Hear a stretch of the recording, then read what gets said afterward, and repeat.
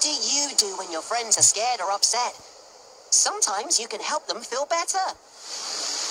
My friend Henry used to be scared of the rain. He thought it would ruin his paintwork, so he would always try to find a place to hide and stay dry. I didn't like seeing Henry looking so sad and worried. So I tried to show him that rain was nothing to be frightened of. After all, it's only water. When Samson got scared of the fireworks, Bradford stayed with him and helped him get over his fear.